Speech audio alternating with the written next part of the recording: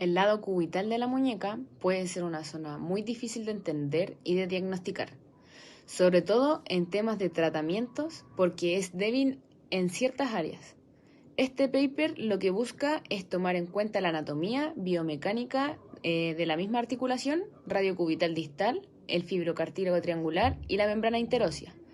El conocimiento de estos nos ayuda a una mejor comprensión de la anatomía y biomecánica, a un mejor tratamiento y rehabilitación, entre otros, pero sobre todo en una buena evaluación y en una buena planificación de tratamiento. Con todo lo mencionado anteriormente, se lograría optimizar los resultados. Hace 400 millones de años, la articulación era completamente distinta a como está hoy en día, debido a la evolución humana, ya que ésta se ha adaptado a los distintos momentos vividos a lo largo de este periodo. Esto marcó un cambio completamente significativo en la función de la muñeca, ya que al pasar de la posición cuadrúpeda y a la deambulación bípeda completamente erguida, generó ciertas características que permitieron la supervivencia de la especie, como el saber que la rotación estable del antebrazo era necesaria, la recesión del cúbito distal del carpo, el desarrollo de un menisco ulnocarpal, que básicamente es la formación del fibrocartílago triangular, el desarrollo de una articulación sinovial formal, permitió que esta articulación, que antes tenía una limitación en la rotación, pudiera facilitar la carga, supinar y pronar el antebrazo sin mayor problema. El ligamento radiocubital dorsal y el ligamento radiocubital palmar son movimientos que controlan la articulación, limitando la rotación y la traslación de dorso palmar del ligamento radiocubital dorsal durante el movimiento normal, evitando la separación patológica del ligamento radiocubital dorsal. El fibrocartílago triangular amortigua las cargas de compresión transmitidas del carpo cubital al cúbito. Ha habido mucha controversia en la literatura sobre cómo los ligamentos radiocubital dorsal y palmar controlan el ligamento del movimiento de radiocubital dorsal. El artículo de revisión de Kleiman explica la compleja mecánica de los ligamentos de pronosupinación. Varios estudios de investigación han intentado determinar que la estructura que limita la rotación y la traslación de dorso palmar en el ligamento radiocubital dorsal es debido que el compartimiento de los dos ligamentos tienen dos inserciones separadas, dos conjuntos controles con diferentes de ángulos de ataque que están en juego a medida que el radio gira alrededor de la cabeza del cúbito. La inserción fobia profunda tiene dos ángulos de ataque, más obtuso y de 105 grados, mientras que la inserción superficial del estiloides cubital tiene un ángulo de ataque de 56 grados. El ángulo de ataque, cuando gira alrededor de la cabeza del cúbito a través del arco pronosupinación, parece haber una tensión y un aflojamiento recíproco de las fibras profundas y superficiales del ligamento radiocubital dorsal y palmar a través del arco de pronosupinación. Las fibras cubitales del menisco homólogo confluyen con las fibras de la vaina interna de la UCE y continúan distalmente hasta la base del quinto metacarpiano. El menisco homólogo está conformado por un tejido conjuntivo laxo bien vascularizado y no es un verdadero ligamento porque no contiene las fibras de colágeno densas orientadas de forma paralela y porque no es capaz de una elongación considerable. La función exacta del homólogo del menisco no se conoce muy bien, pero se cree que tiene el papel suspensorio para el carpo cubital. El fibrocartílago triangular en su conjunto se considera un principal estabilizador del ligamento radiocubital palmar, el lado cubital del carpo y el radio de la cabeza del cúbito y contribuye a la traslación a la carga a través de la aproximación ulnocarpiana. Anatomía ósea de la articulación radioulnar distal. Es una articulación de tipo trocoidea por la cavidad sigmoidea del radio, que es la superficie cóncava, y la cabeza de la ulna, que vendría siendo el asiento convexo de la articulación. En el 80% de las muñecas, en la superficie palmar de la cavidad sigmoidea existe un labio fibrocartilaginoso extraarticular que sirve de soporte, sirve de fuerte para la traslación palmar de la ulna. En la esquina ulnar-palmar del radio se forma una proyección ósea fundamental para la articulación radio-ulnar distal y radiocarpiana, la que sirve de apoyo en la traslación palmar del carpo y traslación palmar de la ulna. A nivel de la cabeza de la ulna nos vamos a encontrar con el polo ulnar, el cual articula con la cavidad sigmoidea del radio y está sujeto gracias al complejo fibrocartilaginoso triangular. Existe un espacio entre el asta ulnar y el proceso estiloides de la ulna que se llama fobia. Es un espacio muy vascularizado y sirve de inserción para los ligamentos radioulnar dorsal y radioulnar palmar. Es muy importante mencionar que la cavidad sigmoidea del radio distal es considerablemente mayor que la cabeza de la ulna. Esto quiere decir que la estabilidad de la articulación radio-ulnar distal no depende tanto de la congruencia ósea entre ambos segmentos, sino que depende mucho más de la acción de los estabilizadores pasivos y activos del tejido blando. Por ejemplo, en la posición de rotación neutra de la radio-ulnar distal, el contacto óseo es aproximadamente de un 60%, mientras que en la pronosupinación este contacto óseo disminuye a un 10%. También a nivel distal del radio existen dos facetas óseas que articulan con los huesos escafoides y el hueso semilunar de la fila proximal del carpo. Y en los movimientos de pronosupinación es este espacio óseo del radio el que sostiene a estos huesos del carpo, haciendo así que el complejo completo de la mano rote junto al radio. Biomecánica y estructura de la articulación radio-ulnar distal. Bueno, la articulación radio-ulnar distal es fundamental, es esencial para la rotación del antebrazo, incluyendo los movimientos de pronación y de supinación. Estos movimientos se realizan alrededor de un eje longitudinal que van desde el centro de la cabeza del radio hasta la fobia de la cabeza ulnar, siendo indispensable la coordinación sincronizada con la articulación radio-ulnar proximal para un funcionamiento correcto y completo de todo el antebrazo.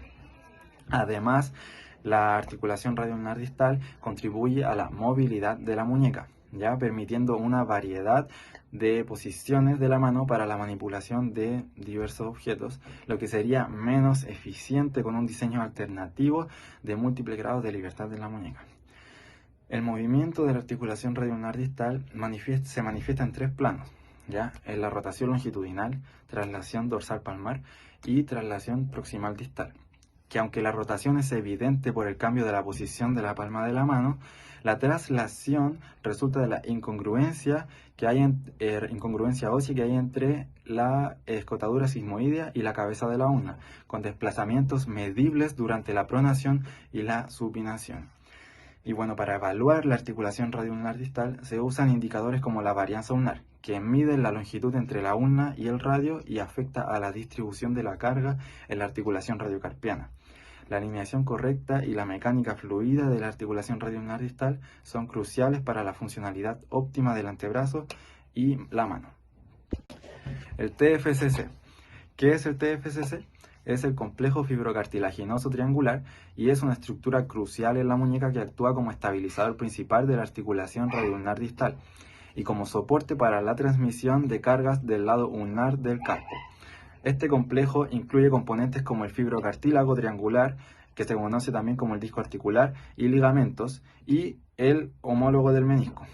Bueno, el homólogo del menisco es la parte integral del TFCC y se conecta desde la escotadura sigmoidea hasta el triquetrum y lunato y se extiende hasta la base del quinto metacarpiano.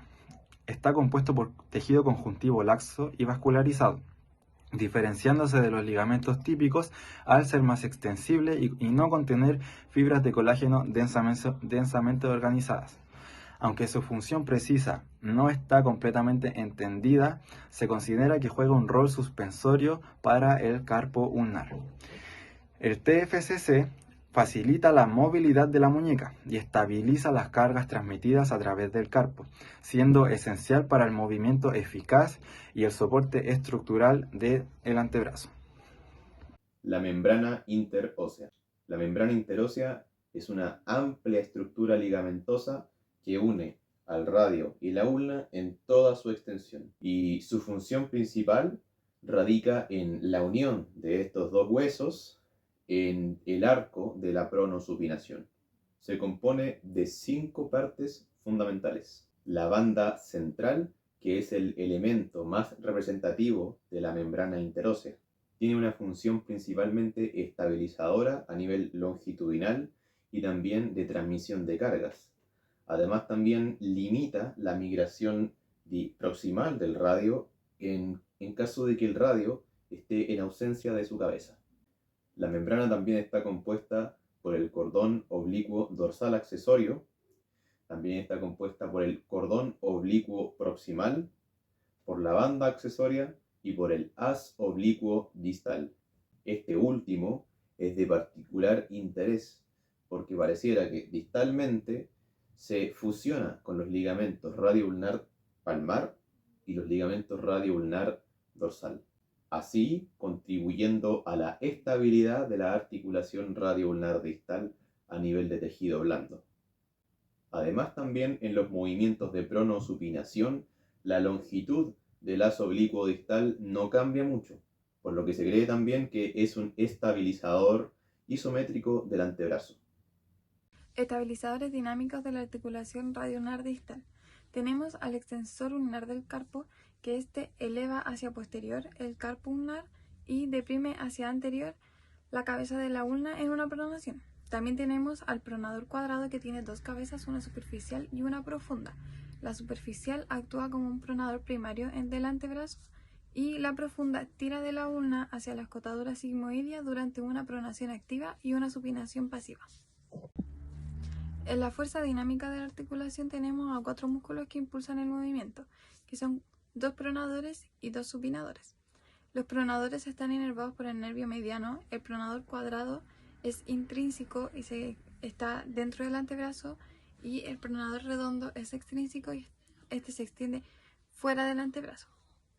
Los supinadores tenemos al bíceps braquial, que está inervado por el nervio músculo cutáneo y es un músculo extrínseco, y al músculo supinador, que está inervado por el nervio radial y es un músculo intrínseco. Aplicaciones clínicas de los conocimientos anatómicos. Vamos a dar inicio con las fracturas a nivel distal del radio. Si una fractura se produce a nivel de la superficie de la escotadura sigmoidea del radio, la superficie en su totalidad de la articulación radioulnar distal se verá comprometida a nivel funcional y por ende la articulación corre un mayor riesgo de desarrollar una osteoartritis. Y según la bibliografía, un 55% de las fracturas a nivel distal del radio se proyectan hacia la superficie de la escotadura sigmoidea del radio. También lo que podría generar una disfunción o una incongruencia a nivel de la articulación radioulnar distal sería que la fractura cambie la posición distal del radio. Ejemplos de esto serían el acortamiento del radio, una angulación dorsal del radio o desplazamientos coronales del segmento distal de la fractura a nivel radial. La estabilidad de la articulación radioulnar distal también se vería comprometida si es que la fractura se proyecta hacia el proceso estiloides de la ulna, ya que este sirve de anclaje del complejo fibrocartilaginoso triangular. Ahora, ¿qué sucede con las fracturas a nivel de la cabeza radial? A pesar de la lejanía de la cabeza del radio, la articulación radioulnar distal y radioulnar proximal están mecánicamente conectadas, por lo que cualquier fractura que esté asociada a la cabeza radial afectará directamente al ángulo de unión del eje radial o acortará su longitud, afectando directamente a la función de la articulación radioulnar distal. Síndrome de pilar cubital. La impactación cubital se produce cuando la cabeza del cúbito incide sobre el carpo cubital.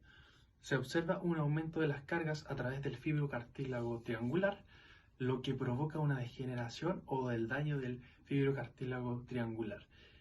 Los síntomas suelen ser un poco más pronunciados en pronación debido al acortamiento relativo adicional del radio en esta posición.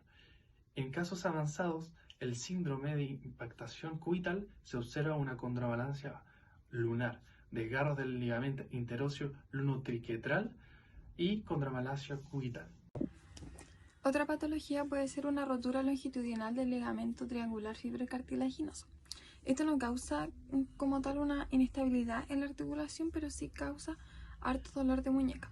La prueba que se hace para diagnosticarlo es el signo foveal ulnar, que se hace aplicando presión en ciertos puntos específicos del antebrazo. Y si la articulación está estable, el diagnóstico puede ser una rotura del ligamento. Si está inestable, puede ser una avulsión foveal de este. Ambas lesiones se tratan con cirugía y después una inmovilización en una rotación neutra por 6 semanas luego de esta operación. Como crítica positiva, mencionamos el gran conocimiento que nos brinda este paper en cuanto a los detalles de los componentes y la función de la articulación radioulnar distal, ya que esto es algo que nos ayudará a analizar a nuestros futuros usuarios con lesiones en la zona, y además de mencionar que el paper nos proporciona el por qué antes no existía la rotación del antebrazo, y esto es debido a que se modificaron las estructuras involucradas, por lo cual nos ayuda a entender las partes más importantes de la articulación radioulnar distal, pensando en que estas siempre hay que tenerlas en consideración.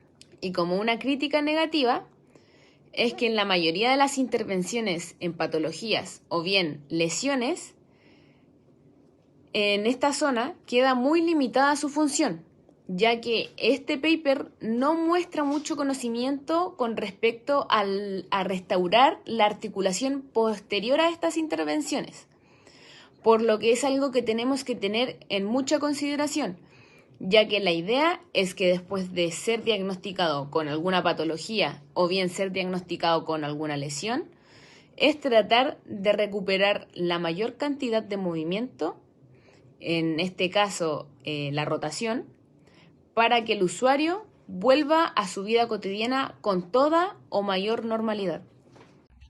Conclusión. Bueno, como grupo logramos concluir que la articulación radioulnar distal, el complejo fibrocartilaginoso triangular y la membrana interósea juegan un papel crucial en la extremidad superior humana, ya que estas estructuras ofrecen una ventaja evolutiva significativa al permitir la rotación del antebrazo, lo cual es esencial para posicionar la mano en diversas orientaciones en el espacio y para la transmisión eficiente de fuerzas hacia el esqueleto axial. Entender la biomecánica de la articulación radioulnar distal, el complejo fibrocartilaginoso triangular y la membrana interósea es vital para los terapeutas de la mano, permitiéndoles diseñar y avanzar de manera experta en programas de rehabilitación para lesiones y reparaciones del nado ulnar de la muñeca. Una comprensión profunda y un respeto por las dinámicas biomecánicas involucradas son fundamentales para garantizar un tratamiento posoperatorio adecuado y eficaz para los pacientes.